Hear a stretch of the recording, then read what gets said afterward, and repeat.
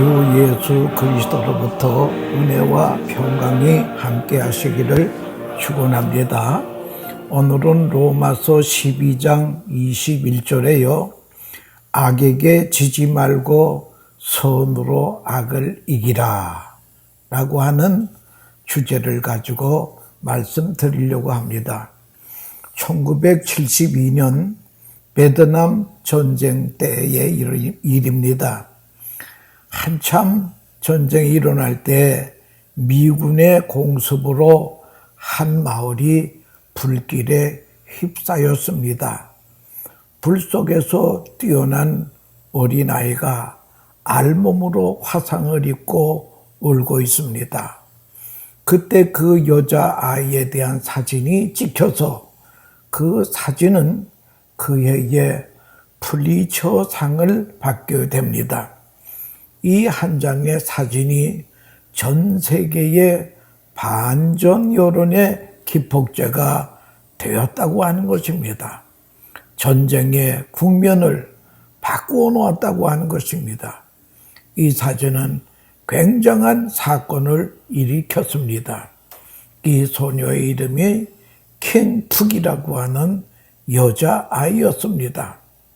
네이팜탐이라고 하는 것은 이게 무엇인가 하면은 3000도의 고열을 내면서 30m 사방이 완전히 불바다가 됩니다.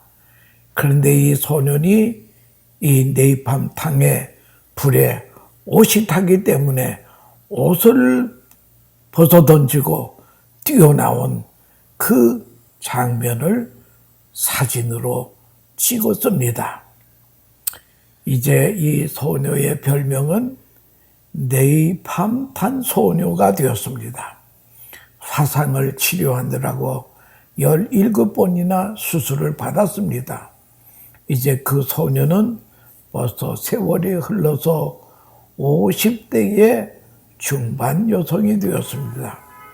이제는 전쟁의 공포에서 벌벌 떠는 인생이 아니라 이 어려움을 극복하고 평화운동가가 되었습니다. 더 이상 공포의 어린이가 아닙니다. 그녀는 20년 넘게 유엔 평화대사로 일하면서 밝은 얼굴로 모든 사람에게 평화를 전하고 있습니다. 그녀의 말 가운데 이런 말이 있습니다. 군인도 역시 피해자입니다. 사랑과 용서만이 평화의 길입니다. 라고 외칩니다. 도대체 전쟁이 무엇입니까? 인간 역사 이래 국가 간의, 사회 간의, 개인 간의 계속 싸움입니다. 인간의 역사는 싸움의 역사라고 해도 과언이 아니라는 거예요. 크고 작은 싸움에서 우리는 모두 피해자이고 승자는 없다라고 하는 것을 알아야 됩니다. 세계 역사에 볼 것 같으면요, 두 주만 빼고는 몽땅 전쟁 역사라고 하는 것입니다. 전쟁을 깊이 연구한 사람들의 결론은 그것입니다. 첫째는 나라와 정의를 위해 싸운다는 것입니다. 싸우는 사람마다 이 구호를 외치고 싸웁니다. 어느 전쟁이나 진리를 위해서 싸운다는 것으로 시작이 됩니다. 그 두 번째는 싸우다 보니까 살아남기 위해서 싸운다는 거예요.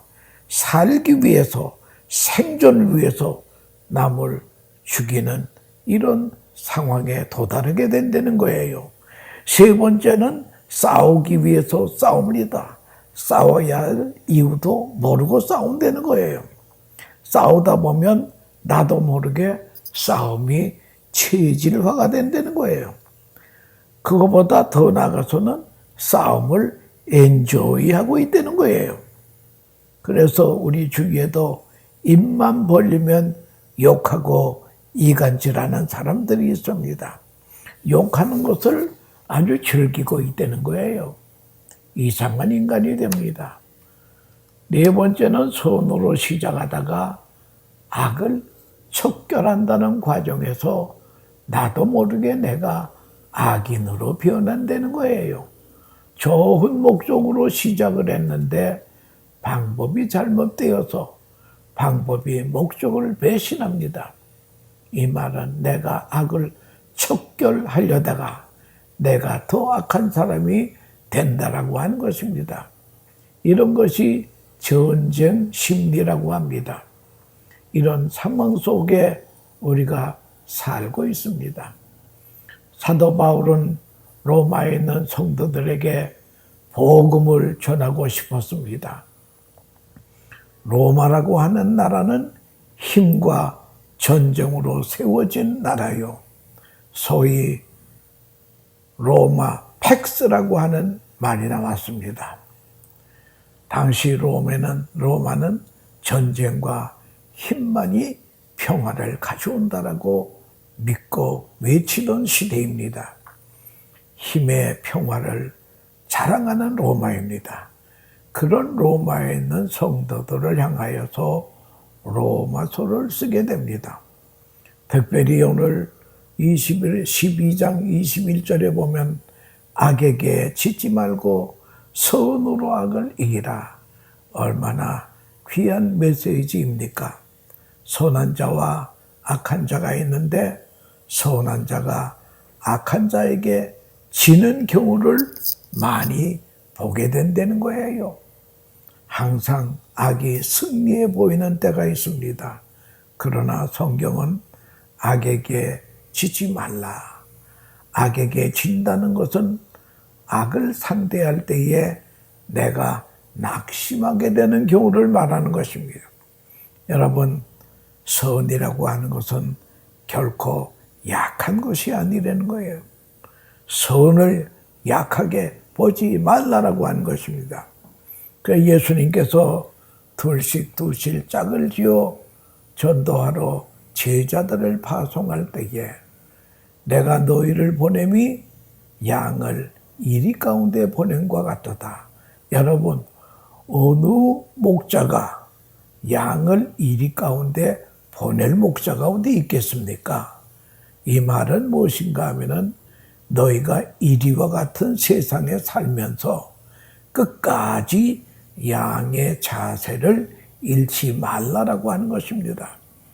그것은 선이라고 하는 것이 악보다 강하다고 하는 것을 주님께서는 제자들에게 말씀하신 것입니다.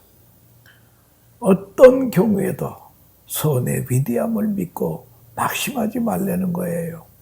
선을 보고 믿고 즐거워해야 이기는 것입니다. 결코 절망하지 말라는 거예요. 예수님이 십자가를 지실 때도 꼭 악이 승리하고 개가를 부르는 것 같았습니다. 가야바, 빌라도 대제사장들의 각본대로 척척 진행이 됩니다. 마치 악이 승리하는 것처럼 보입니다. 어느 신학자는 말하기를요, 마귀의 가장 큰 실책이 예수님을 십자가에 못 박은 일이라는 거예요. 그 일리가 있는 말씀입니다. 예수님이 십자가를 지심으로 예수님은 십자가상에서 다 이루었다. 율법의 완성이요 구원의 완성을 외치신 것이라고 하는 것입니다. 만약 예수님이 십자가를 안 지셨다면 이게 다 안 되는 것입니다. 예수님은 악에게 짓지 않고 사망 권세를 이기고 영광스러운 부활의 아침을 맞이하게 된 것입니다. 그러므로 내가 어느 사이에 악화되어서는 안 됩니다. 어느 사이에 악에 물들면 안 된다는 거예요. 악이 문화화가 되고 체질화가 되면 안 된다고 하는 것입니다. 그러므로 우리는 죄는 미워하지만 사람까지 미워해서는 안 됩니다.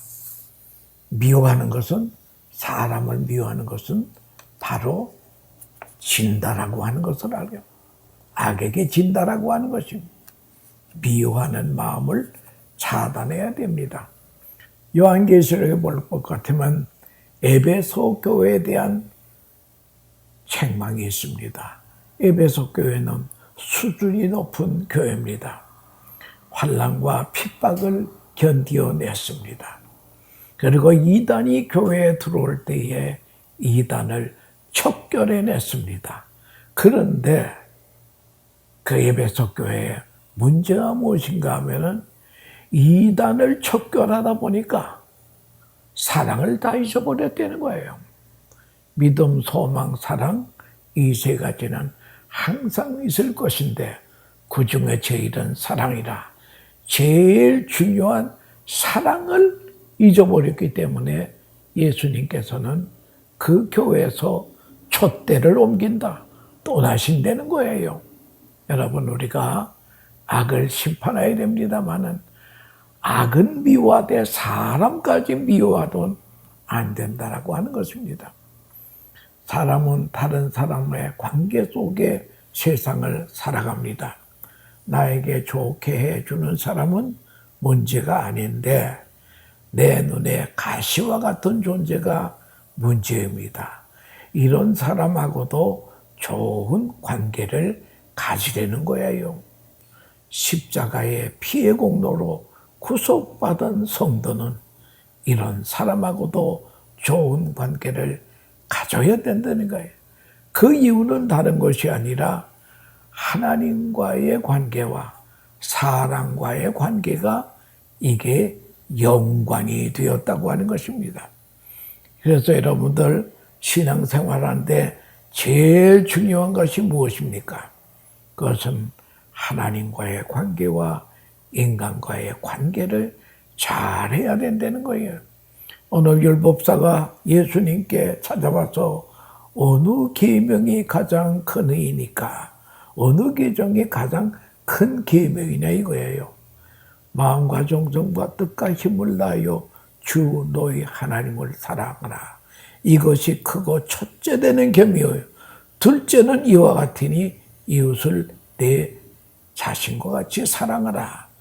여러분, 그러니까 하나님과의 관계와 인간과의 관계는 똑같다는 거예요. 그러니까 하나님과의 관계가 잘못된 사람이 인간과의 관계도 잘못되고 인간과의 관계가 잘못된 사람은 하나님과의 관계가 잘못됐다는 거예요. 여러분, 관계 다 망가뜨려 놓고 뭐 신앙생활 한다라고 하는 것은 마치 도적놈이 들어와서요, 그 집에 있는 보석 몽땅 싸가지고 가면서 마지막에는 라면을 끓여 먹고 설거지를 깨끗이 하고 갔습니다. 여러분, 설거지나 깨끗이 하면 되겠습니까? 남의 물건 다 훔쳐가면서.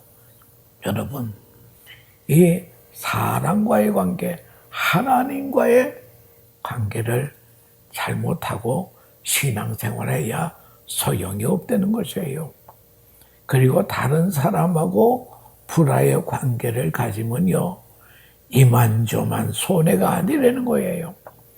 나도 모르고 내 안에 스트레스가 생기고 스트레스가 결국은 병으로 발전한다는 거예요. 그래서 좋은 인간관계의 비결, 그러니까 하나님과의 관계의 비결이 다 있습니다. 여기 로마서 12장 17절에서 18절에 있는 말씀에 보면요, 아무에게도 악을 악으로 갚지 말고 모든 사람 앞에서 선한 일을 도모하라. 할 수 있거든 너희로서는 모든 사람과 더불어 화목하라. 이것이 인간관계의 비결이라고 하는 것입니다. 세상에는 악을 악으로, 선은 선으로 갚는 사람이 있습니다. 이런 사람은 보통 사람입니다. 그러는가 하면 선을 악으로 갚는 사람이 있습니다. 이건 악한 사람이 옳시다. 그러나 악을 선으로 갚는 사람은 크리스찬이요 성도라고 하는 것입니다. 예수님께서 제자들을 파송할 때 부탁이 어느 가정에 들어가든지 그 가정에 평강을 위해서 기도하라. 근데 그 가정이 이 평강의 복을 받을 자격이 있는 가정이라면 그는 복 받는 가정이 될 것이요. 그 가정이 복을 받을 자격이 없는 가정이면 그 빈 평안이 네게로 돌아온다는 거예요. 그러니까 여러분 우리는 그죠? 원수를 위해서 축복 기도만 해주면요, 그 원수가 잘 되던가, 그렇지 않으면 그 사람이 그 축복 기도를 받을 자격이 없으면요, 그 축복한 내용이 다 나에게로 돌아온다라고 하는 것을 그걸 우리가 알아야 될 것입니다. 여러분, 모세는 위대한 하나님의 사람입니다. 그러나 그도 실수를 합니다. 민수기 20장에 보면 백성들이 가데스 바나에 도착했습니다. 거기에 물이 없어서 아우성을 칩니다. 우리를 여기서 다 죽이려고 내려왔느냐. 그럴 때 하나님께서 모세에게 반석 앞에 서서 반석을 가리키라 그랬습니다. 그러면 물이 나오리라고 했습니다. 그럴 때 모세가 하나님의 명한대로 반석을 가르쳐야 되는데 백성들이 하도 악랄하게 나오기 때문에 이 패역한 백성들아, 내가 이 반석에서 물을 내려 하면서 막대기로 탕탕 쳤습니다. 혈기를 부린 것이지요. 이것을 하나님은 섭섭하게 했습니다. 그 다음에 성경에 보면 너희가 나를 믿지 아니하고 이스라엘 목전에서 나의 거룩함을 나타내지 아니한 거로 너희는 이 총회를 내가 그들에게 준 땅으로 인도하여 드리지 못하리라. 민수기 20장 12절을 읽으면서 모세는 이 딱 한마디의 실수로 가나안 땅에 못 들어갑니다. 시편 106편 33절에도 모세의 죄목이 분명히 나와 있습니다. 입술로 범죄했다.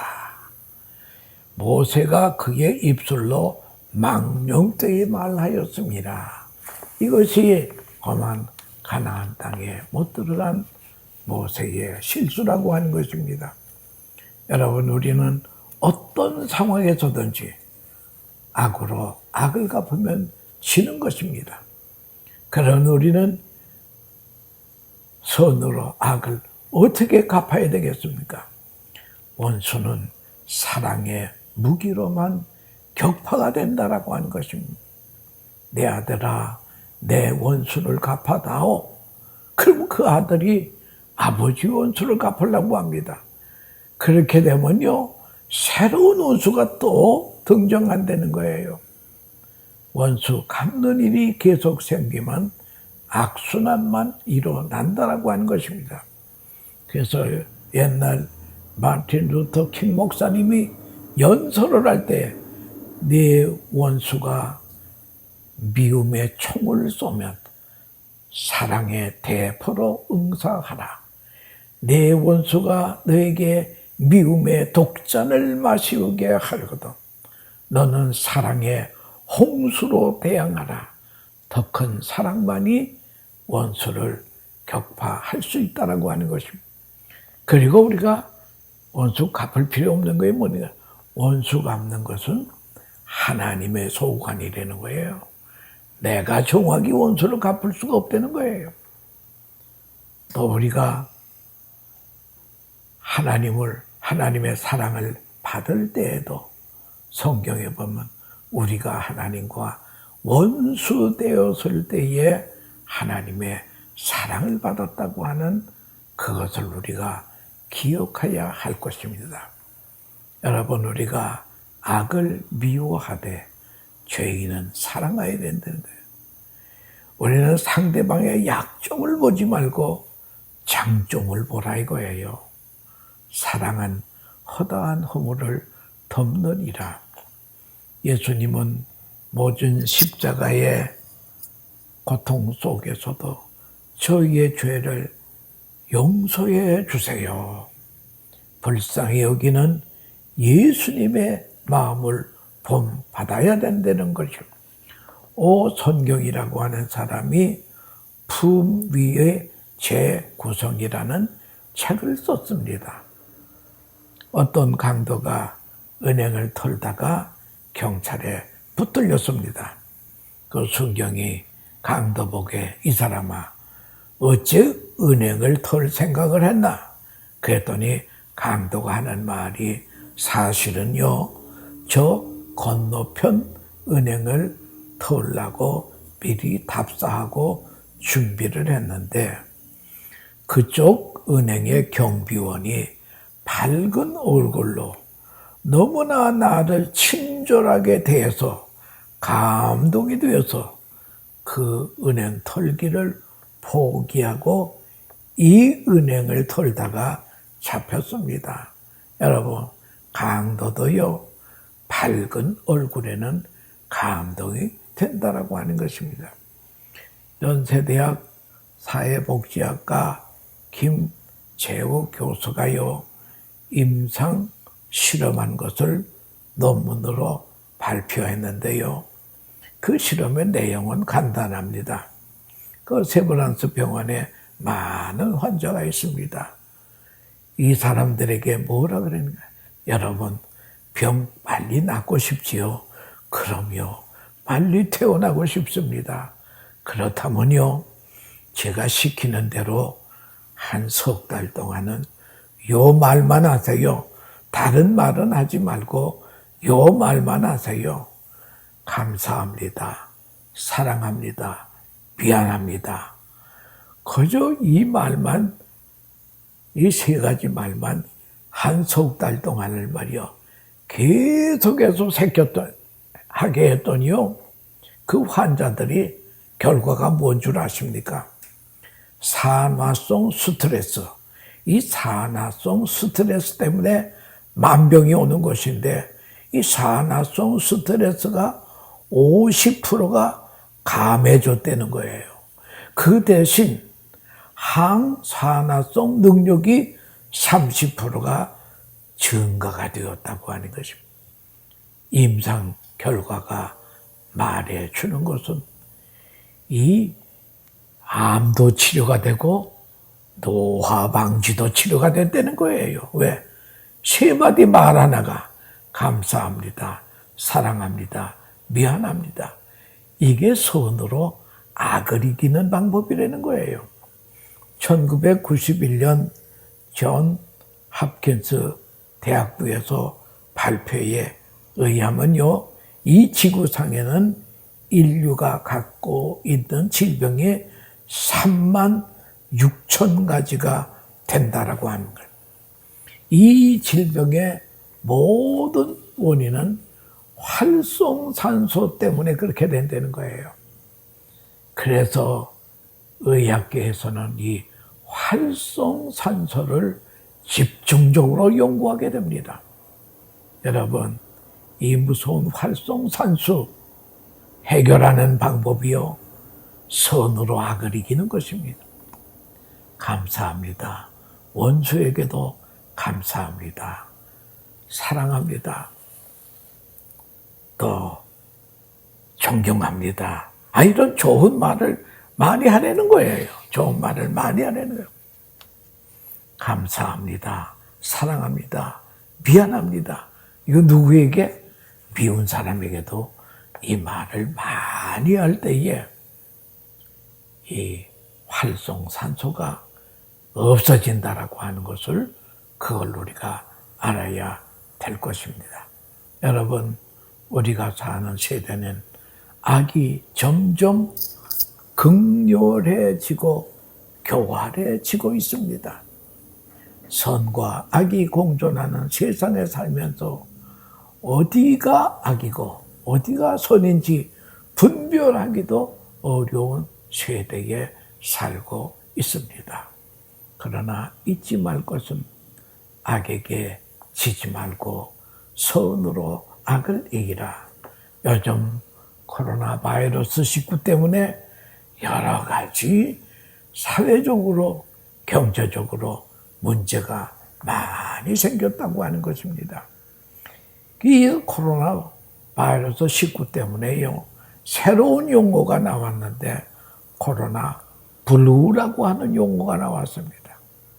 소위 요즘은 소셜 디스턴스, 사회적 거리두기, 이거로 인하여서 사람을 함부로 만날 수도 없어요.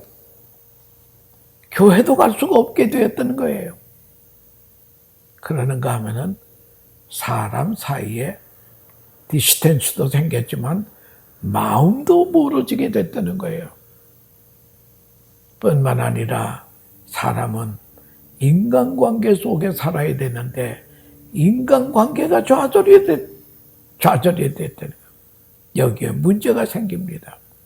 외출을 못하니 집안만 있어서 옛날에는 아침 한 끼 먹고 점심, 저녁은 다 먹고 들어왔는데 이제는 가장이고 누구고 삼시가 되었습니다. 아침, 점심, 저녁 다 집에서 먹게끔 되어 있다는 거예요. 식당에도 못 나가게 되었습니다. 이로 인하여서 가정 불화가 생기기 시작했다는 거예요. 가정 불화가 심지어 이혼하는 가정이 또 많아졌다는 거예요. 그러는가 하면은 내가 이 코로나 바이러스 병에 걸리지 않았나 해가지고 불안과 초조의 마음이 생긴다는 거예요. 또 그로 인하여 우울증도 생기는 거예요. 그래서 지금 서울에서는 이 코로나 바이러스 우울증 때문에 하루에 자살자가 40명씩 나온다는 거예요. 오늘도 신문에 보니까 60대의 한 여자 노인이 자살을 했습니다. 왜? 코로나 바이러스 때문에.